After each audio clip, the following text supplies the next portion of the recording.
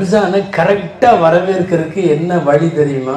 நீங்க ஒரு time table நீங்க போடணும். நிசாமுல் அவுகாத்துன்னு பேரு, டைமிங் மேனேஜ்மெண்ட் அப்படின்னு பேரு. என்னன்னா இன்ஷா அல்லாஹ் இந்த ரமலான்ல நான் ஒரு குரான் அல்லது 3 குரான் அவங்கவுங்க சக்தி கேட்பேன், இத்தனை குரான் முடிப்பேன். நான் இன்ஷா அல்லாஹ் என்னுடைய பணத்துல இருந்து இவ்வளவு ஏழை எளியவர்களுக்கு, உறவுல கஷ்டப்படுறவங்களுக்கு உறவுகள்ல நான் கொடுப்பேன். இன்ஷா அல்லாஹ் நான் 30 நாள் இதை செய்ய. இப்படி எல்லாம் நீங்க ஏதாவது ஒரு தஸ்தூர், ஒரு டைம் டேபிள், ஒரு பர்னாமிஜ் நீங்க போடுறீங்கன்னு வைங்களேன், ரமலானை நீங்கள் சரியாக வரவேற்றிருக்கிறீங்கன்னு அர்த்தம். பிளக்ஸ் போர்டு வச்சுட்டு வருக வருகன்னு வராது, அதுல வர்றதல்ல. தயவு செய்து நீங்கள் யோசிக்க வேண்டும். நீங்கள் எவ்வளவு நேரம் ரமலானுக்கு ஒதுக்குகிறீர்கள் அப்படிங்கிற கேள்வியை கேட்பதற்கு தான் இந்த விழா, ரமலான் வரவேற்பு விழாங்கிறது. அதுதான் சரி. ஒண்ணும் இல்ல, சகருக்கு எந்திரிக்கிறதுன்னு ஆயிடுச்சு. ரொம்ப வயசானவங்க, உடம்பு சரியில்லாதவங்க, நோன்பு வைக்க முடியாதவங்க எல்லாம் கூட இருப்பாங்க. சில பேர் அவங்க அதுக்கு நோன்பு வைக்க முடியாததுக்கு என்ன ஃபைனோ பெனாலிட்டியோ அதை கொடுப்பாங்க.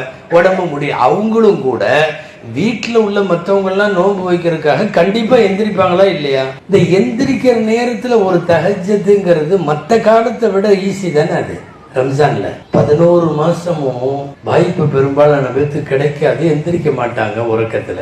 ரம்ஜான்ல கண்டிப்பா ஒரு எழுவார்கள் அல்லது வீட்டில நோன்பு வைப்பவர்களால் கொஞ்சம் தூக்கம் அவர்களுக்கு இது அந்த நேரத்துல எந்திரிக்கிறப்போ எழுப்ப சொல்லலாமே, எந்திரிக்கலாமே. இன்ஷா அல்லாஹ் 30 நாளும் தஹஜ்ஜத் தொழுதுட்டு நான் சகர் சாப்பிடுவேன் அப்படின்னு ஒரு நியத் பண்ணலாமா?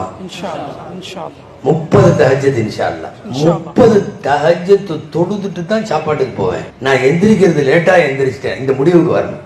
எந்திரிக்கிறது லேட்டா எந்திரிச்சிட்டேன், முன்னாடியே எந்திரிச்சிட்டேன் 3 மணிக்கு, என்ன தஹஜ்ஜத் 8 இருக்காது. இல்ல ரொம்ப லேட் ஆயிடுச்சு, 3:15 3:30 ஆயிடுச்சு, 4 இருக்காது. இல்ல ரொம்ப அவசரம், இன்னும் 15 நிமிஷத்துல சாப்பிட்டாகணும், 2 இருக்காது. 2ல இருந்து 8 வரை உங்களுடைய விருப்பம். தஹஜ்ஜத்தை டைமை பொறுத்து முடிச்சுட்டு அதுக்கப்புறம் தான் நான் சாப்பாட்டுக்கு வருவேன்னு ஒரு முடிவு எடுத்தால் நீங்கள் ரமலானை வரவேற்று விட்டீர்கள். வரவேற்கலாமா? இன்ஷா அல்லாஹ் 30 நாள் 30 தஹஜ்ஜத். அடுத்து இஃப்தார்ல நோன்பு துறக்கிறது ஒரு 3 நிமிஷத்துக்கு முன்னாடியே உட்கார்ந்துடுவேன், உட்கார்ந்து துவா ஓதுவேன். துவா செய்யாமல் நோன்பு திறக்க மாட்டேன். இது ஒரு முடிவு. இன்ஷா அல்லாஹ் செய்யலாமா? ஏதாவது ஒரு துவா, என்னோட பாவத்தை மன்னிச்சுக்கோன்னு ஒரு துவா, என் பெற்றோர்களை நீ கபூல் செய்யணும் ஒரு துவா, எங்க வீட்டுல இவங்களுக்கு இப்படி நீண்ட ஆரோக்கியத்தை கூட ஆயுள கூடன்னு ஒரு துவா, ஏதோ ஒரு துவா, இம்மை சார்ந்து மறுமை சார்ந்து. துவா செய்யாம இஃப்தார் செய்யக்கூடாது. சில பேர்லாம் அப்படி ரன்னிங்லயே ஓடி பேரிச்சம்பழத்தை எடுத்து அப்படி போட்டு அப்படி கஞ்சி குடிச்சிட்டு என்ன இஃப்தார்? இந்த இஃப்தார்ல துவா செய்யறதுல இன்னொரு பெரிய நன்மை என்ன தெரியுமா? இந்த கஞ்சியை பார்த்துக்கிட்டே உட்கார்ந்து இருக்கிறது பெரிய அதாபு.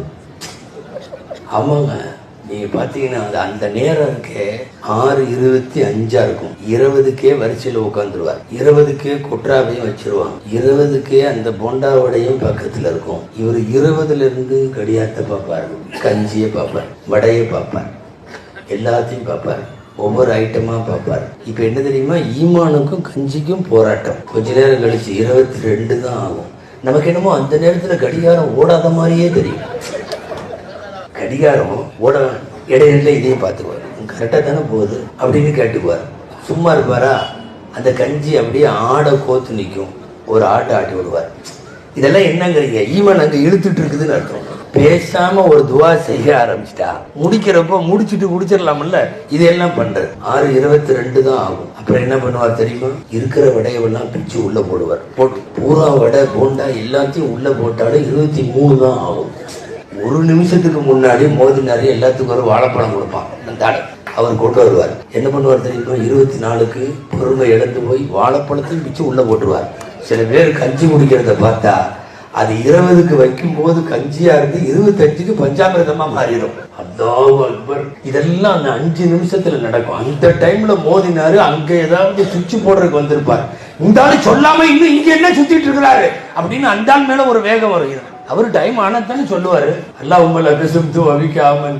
நான் சொல்ல வர்றது, இஃப்தார்ல துவா செய்யாமல் இஃப்தார் செய்யக்கூடாது. அது ஒன்று இமாம் அவர்கள் ஓதி எல்லாரும் ஆமீன் சொல்லுகிற அடிப்படையிலான துவாவாக கூட்டாக இருக்கட்டும் அல்லது தனியாக இருக்கட்டும். எப்படி சஹர் என்பது தஹஜ்ஜத் தொழுதுட்டு தான் செய்யறீங்களோ அதுபோல இஃப்தார் செஞ்சுட்டு தான் துவா செய்யணும். இது ரம்ஜான் குறித்து நான் சொன்னது 2 விஷயம் ஆச்சா. 3வது விஷயம் 30 நாள் தொழுகுவேங்கிறத விட 30 ஃபஜ்ர் பள்ளிவாசல்ல தொழுகுவேன் இன்ஷா அல்லாஹ். இந்த சத்தம் அதிகமாக கேட்கல இன்ஷா அல்லாஹ். இந்த ஃபஜ்ர் ரம்ஜானுடைய ஃபஜ்ர் உண்மையாலுமே பெரிய முஜாஹதா. அது அவ்வளவு பரக்கத்துகளை கொண்டு வந்து தரும். சகர நியத்து பண்ணிட்டு ஃபஜ்ர பள்ளிவாசல்ல தொழுகிறதுங்கிறது. அடுத்து ரம்ஜான்ல நடக்கிற பெரிய தவறுகள்ல நான் 3 விஷயம் சொல்லியிருக்கேன். இப்ப 4வது விஷயம் என்னன்னா, அப்படியே சோகமா உட்காந்துக்குவார். என்னன்னா நோம்பு வச்சிருக்காரு, படுத்துக்கிட்டே இருப்பான். என்னன்னா ஐயோ நோம்பு வச்சிருக்காரு, அவரு இந்த கடைக்கு நோம்பு வச்சிருக்காரு, நோம்பு வச்ச பையனும் ஐயோ நோம்பு வச்சிருக்காரு.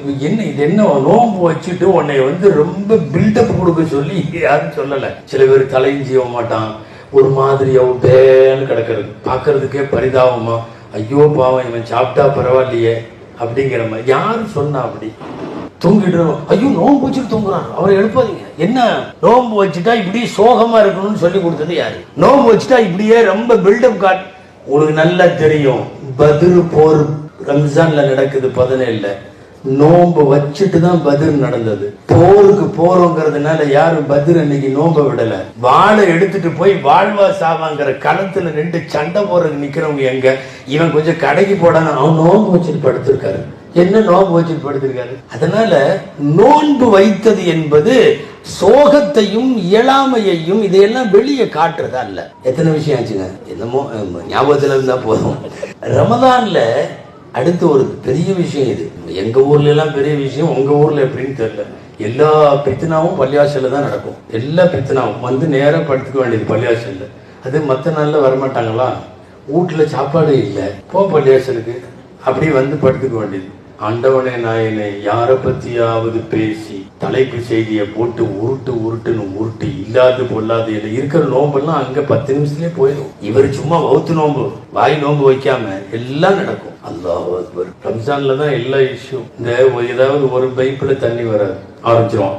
என்ன நிர்வாகம் நடக்குது இங்க, என்ன பாக்குறாங்க இங்க, என்ன தண்ணி வரல அப்படின்னு கூட 4 பேர் ரெடியா இருப்பாங்க. எல்லாம் அங்கங்க இதே மாதிரி படுத்துக்கிறவங்க டப்புன்னு 4-5 பேர் சேர்ந்து எல்லாம் சேர்ந்து ஆமா இப்படித்தான் இருக்கு, இதெல்லாம் சரியில்லாத வேலை ஆய் உயிர் எல்லாம் சத்தம் போட்டதுக்கு அப்புறம் அதுல தானா தண்ணி வரும். அவ்வளவு நேரம் பேசுறதெல்லாம் வேஸ்ட்டு திரும்ப போயிடுவாங்க. இந்த கூடி பேசி பித்னா பண்ணி பகல் நன்மை பூரா போறது. நான் இது சம்பந்தமா நிறைய ஹதீஸ் சொல்ல முடியும், உங்களுக்கு தெரியும். உங்களுடைய வயிறு மட்டும் காய போட்டு நோன்பு வைப்பதால் அல்லாஹ்வுக்கு எந்த பலனும் இல்லை. இது ஒரு ஹதீஸ். உணவையும் குடிப்பையும் மட்டும் நிறுத்துபவர்களை அல்லாஹ் அப்படியெல்லாம் எந்த தேவையும் இல்லாதவன். உண்மையாலுமே இந்த நோன்பு வைக்கிறதல்ல, மற்ற மார்க்கம் தடுத்திருக்கிற காரியங்களை விட்டுத்தான் நோன்பு வைக்க வேண்டும். இதெல்லாம் ஒரு நோன்புல நம்மள்கிட்ட பரவலா நடக்கக்கூடிய விஷயங்கள். லாஸ்ட் விஷயம், இபாதத்துல இருந்தா நைட்டு முழிக்கலாம். சில பேர் ரம்ஜான்ல தராவி தொழுதுட்டு சகரு வரையும் உட்காந்துருவான். அல்லாஹ் அக்பர், அரட்டையா ஓடும். என்ன மாப்பிள்ளை தூங்கலையா? ரம்ஜான்ல போய் தூங்குவாங்களா? நீ வேற இல்ல. ரம்ஜான்ல திண்ணில உட்காந்து பேச சொல்லி எங்க சொன்னாங்க? சில பேர் அது என்னமோ தெரியல, சகர வரையும் முடிச்சிருக்கணும், நல்லா அரட்டை அடிக்கணும். அவங்க நினைச்சுக்கிறது என்ன தெரியுமா? அவர் இபாதத்துல இருக்காருங்க. இங்க பாருங்க, குர்ஆன் ஓதுறவங்க ரம்ஜான்ல முடிச்சிருக்கலாம், தொழுதுட்டு இருக்கிறவங்க முடிச்சிருக்கலாம், இபாதத்துல இருக்கிறவங்க முடிச்சிருக்கலாம். ஒன்னும் கிடையாது. இவரு இங்க ஒரு 10:30 மணிக்கு தராவியா முடிஞ்ச உடனே பிஸ்மில்லான்னு போய் உட்காந்தா சில பேர் நினைக்கிறாங்க நம்மளையே சொல்ற மாதிரி இருக்குதே. சில பேர்லாம் வேகமா தலையாட்டுற மாதிரி கேட்கறத பார்த்தா தெரியுது. நிறைய ஊர்ல அப்படித்தாங்க, உட்காந்து விடிய பேச வேண்டியது, அப்புறம் பகல்ல தூங்கிக்க வேண்டியது. என்னன்னா ரம்ஜான்ல போய் தூங்குவாங்களா அப்படிங்கிறாங்க. இபாதத்தா இருந்தா தான் ரம்ஜான்ல முடிச்சிருக்கணும். அன்வான்டா உட்காந்து அரட்டை அடிக்கிறதுக்கு ரம்ஜான் முடிக்கிறது இல்லை. இதெல்லாம் பரவலா எங்க பகுதியில நான் பார்த்த தப்புகள். அதனால உங்கள்ட்ட சொல்லிட்டேன், இது இந்த ரமதானில இவைகள் எல்லாம் செய்ய வேண்டும். குறிப்பாக நான் துவக்கத்தில் சொன்னது போல புனித ரமதான், தஹஜ்ஜத் 30 நாளும் தொழுகிற ரமதானாக இருக்கட்டும், 30 இஃப்தாரும் துவா செய்கிறவராக இருக்கட்டும். நான் ஆரம்பத்தினுடைய பயானின் துவக்கத்தில் சொன்னது போல் நல்ல காரியத்தை முடிந்த அளவு செய்யுங்கள், தீய காரியத்தை அறவே செய்யாதீர்கள் என்கிற அந்த முடிவுக்கு இன்ஷா அல்லாஹ் நாம் வருவோம். எல்லாம் வல்ல அல்லாஹு ஜல்ல ஷானஹு தஆலா வாழும் காலத்தில் அவனோடு தொடர்பில் இருக்கவும், வணக்க வழிபாடுகளோடு வாழவும், பள்ளிவாசலோடு தொடர்பில் இருக்கவும், நம் சந்ததிகளை விட்டு நாம் விடைபெற்று செல்லுகிற போது ரப்புல் ஆலமீன் அன்போடு நம்மை வரவேற்கக்கூடிய சூழ்நிலையை எல்லாம் வல்ல இறைவன் நம்முடைய வாழ்க்கையில ஏற்படுத்தி தருவானாக. நமக்கும் நம்முடைய சந்ததிகளுக்கும் அல்லாஹ் இறக்கும் வரைக்கும் ஈமானோடு வாழ்ந்து செல்லுகிற நல்பாக்கியத்தை எல்லாம் வல்ல அல்லாஹ் தந்தருள்வானாக.